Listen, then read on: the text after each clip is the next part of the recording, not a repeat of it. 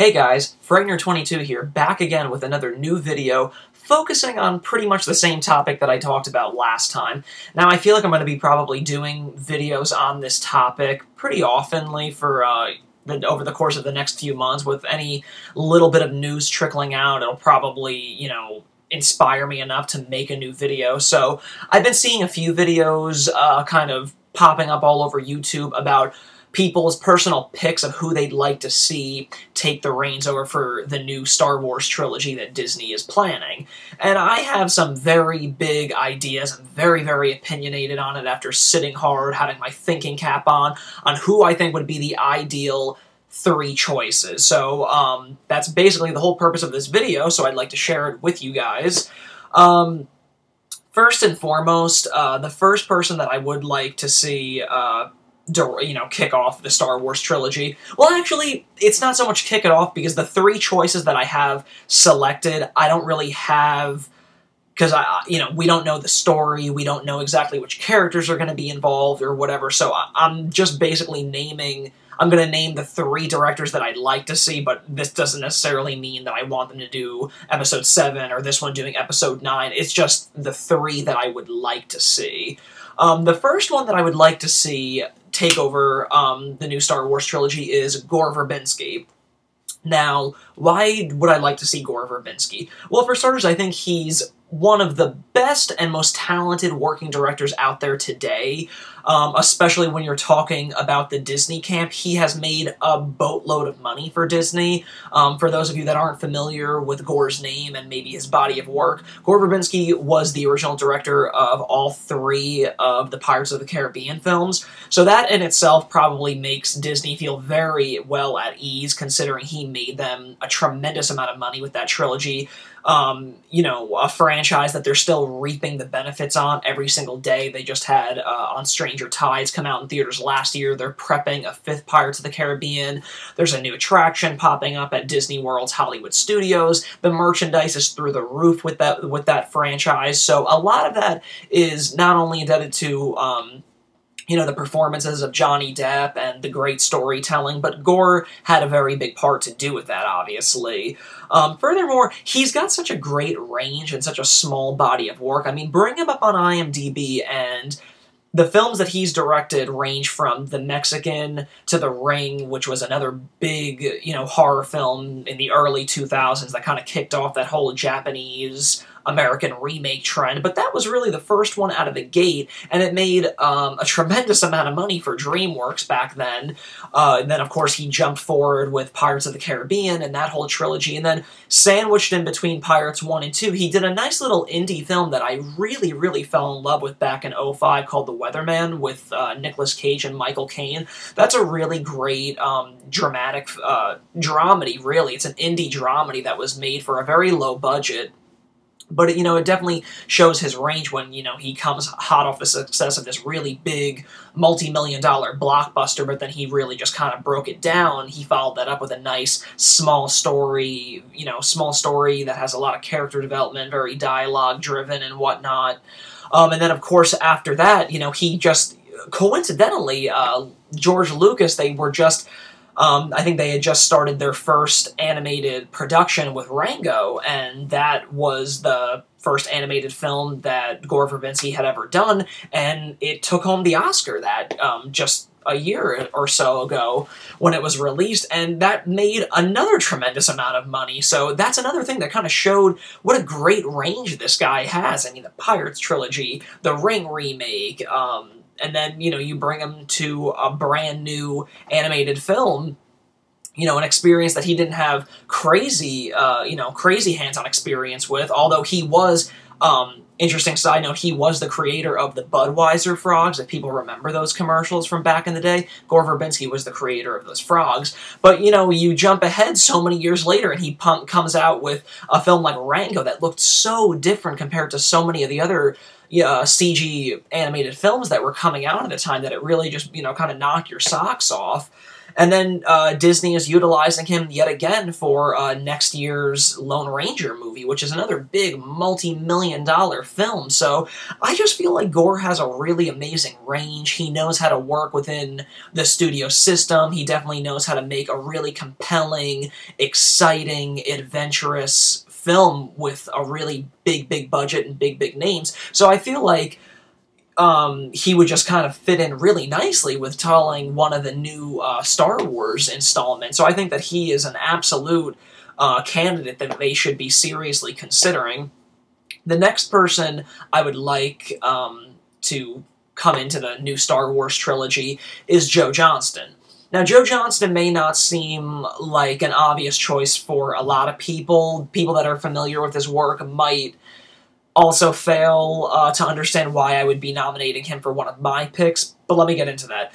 Joe Johnston was a director that kind of came out on the scene with his directorial debut back in 1989 with Disney for Honey, I Shrunk the Kids. That was another massive success for them back in the day, and immediately following that, they allowed him to follow it up with 1991's The Rocketeer.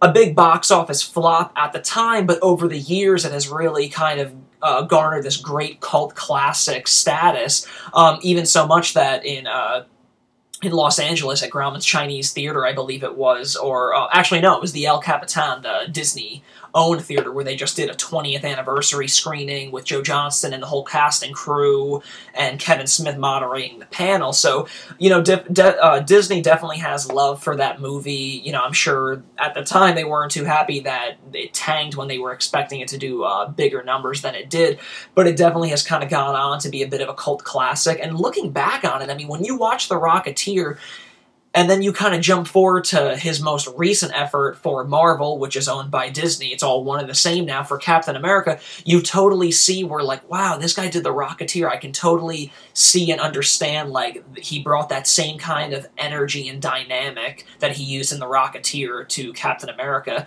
And it kind of takes place in the same time period anyway, so it kind of works really well. Kind of back-rolling a little bit, not only did he do The Rocketeer, of course, like I just mentioned, he did Captain America just recently, but he's another guy that really doesn't have a huge body of work to his name, but he's got a tremendous amount of range. I mean, other films that he worked on, he kind of came in late because they were about to roll on Universal Pictures' the Wolfman remake when the original director dropped out and Joe Johnston kind of swooped in there as a replacement. And under the circumstances, when you know that he kind of swooped in there with only, 2 weeks to go before filming commenced, I thought that he did a pretty good job. I don't think that he, made it like the worst pile of shit ever as far as remakes. So I think that the Wolfman remake is actually a pretty fun watch. I mean, I don't think that it's by far any better than the original film by any means, but considering the circumstances, I think that he made it work, and it was definitely new territory for him to do a really head-on, big-budget horror film. Furthermore, he did Jumanji back in 1995, which was a huge success for Sony Pictures. I absolutely love that movie. And then another thing that people might not know is that he actually directed the live-action sequences for the movie The Page Master, that Macaulay Culkin animated film. So there's just something about him that I think he shows a lot of range. He's definitely comfortable within the Disney camp. He's made good money for them, 20 years ago with Honey, I Shrunk the Kids, and then even recently with Captain America, he just made them a ton of money. So they're definitely familiar with Joe's work. They've worked with him before. And then another very, although small, but it's a very relevant, play for him is early on in his career, before he started directing, he actually got his start with George Lucas working in visual effects for the original Star Wars trilogy. And oddly enough, it was Joe Johnston who actually did the final design work on, I believe it was Boba Fett and Yoda, if I'm not mistaken. I know Yoda is one of them, but he did the final design work on them. And another odd thing is, I don't know if you guys remember, but it was a few months back, there was you know, obviously this was before the big Disney acquisition of Lucasfilm, but there was a story that was kind of making the rounds at the various movie sites, but there was apparently a Boba Fett spin-off Star Wars film being talked about, and Joe Johnston was being linked as the director, and I think he may have commented on it by, you know, kind of giving it, you know, no certain answer or whatever, but it is kind of interesting to see that news like that kind of surfaced so recently, you know, especially with the whole Lucasfilm Disney acquisition happening. But I think that there's a lot, when you really kind of strip it away and kind of like look at his body of work and look at his history, I think that it's a little bit easier to understand why he makes a good candidate for directing the Star Wars trilogy. He's a guy that's super talented, he's made money for Disney, and he's absolutely paid his dues. He's got a tremendous amount of range. Again, you know, he's done Honey, I Shrunk the Kids, he's done the Wolfman remake, he just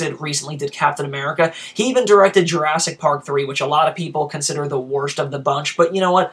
I don't. I actually think that Jurassic Park 3 is a ton of fun, but again, just kind of showing another big extension of his range. I mean, Spielberg does the first 2 Jurassic Parks, and then when he has to hand the reins off to somebody else, he picks Joe Johnston. So, Joe Johnston is a name that people are very comfortable with, big people like George Lucas and Spielberg and Disney, so although it may not seem like the most obvious choice, he's a very interesting choice, and I think that he would do a lot of cool and unique things for the new Star Wars trilogy. And my final pick, and again, this is in no particular order, but my final pick to see who I would love to see direct at least one film in this new Star Wars trilogy is Brad Bird. Now, I know I'm not alone in that. I've been seeing videos pop up in support of Brad Bird taking over the reins. And again, uber talented guy. He's, you know, done countless work for Pixar, and he's been within the Disney camp for a long time.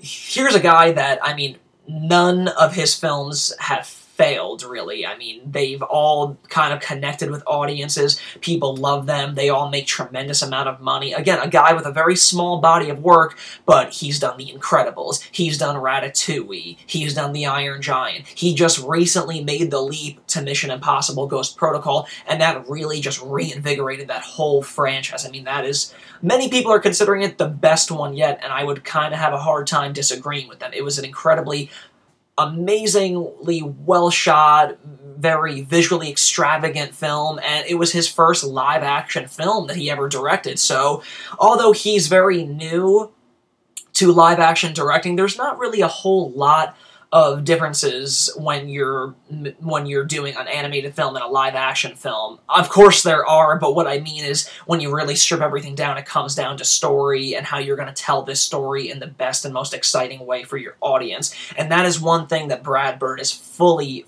capable of. So again, I mean, as far from a Disney perspective, Brad Bird is definitely something that they should be considering how much money he's made for Disney, how well his films have connected with audiences, and overall I think it boils down to who they will feel comfortable with, and I think Brad is somebody that Disney obviously feels comfortable with. So again, that's basically summing up my picks for the new Star Wars trilogy that Disney is hoping to kick off in 2015.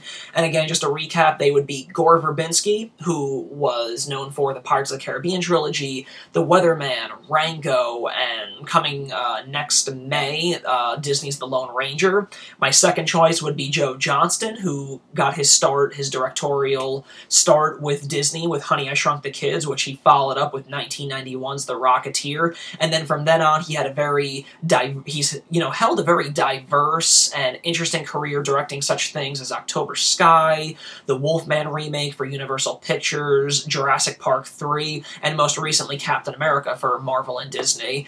And then, of course, like I just said, my final choice would be Brad Bird, who's been more than comfortable within the Disney empire directing films for Pixar, such as Ratatouille, The Incredibles, and then making his leap into live-action filmmaking just last year with Mission Impossible Ghost Protocol. So those are my picks for any of you guys that were curious about what my thoughts were on it. Comment, subscribe. I'd love to know what you guys think and who you would like to see direct the films. I know that there's probably a million and one people in Hollywood that are really vying for the position to direct these things. I know just today there's apparently news swirling around that the screenwriter of Toy Story 3, Michael Arndt, I think that's how you pronounce his name, he wrote the screenplay for Toy Story 3, and he wrote the screenplay for Little Miss Sunshine. He apparently has turned in a 50-page treatment already for Episode 7, and it sounds really good, and apparently it's bringing back the characters of Han Solo and Princess Leia and Luke Skywalker. So from what these reports are saying, it's a pretty positive treatment, so it looks like he's going to land the gig to script Episode 7, which is great news because this guy is super talented, and he did amazing things for Toy Story 3, so I'm very excited to see what his scripting duties are going to bring to the table for Episode 7. So once again, guys, share with me what you guys think about my own personal opinions, and we'll go back and forth. So thanks again for tuning in. I appreciate all the support, comment, subscribe, and I'll see you in another video. Thanks again.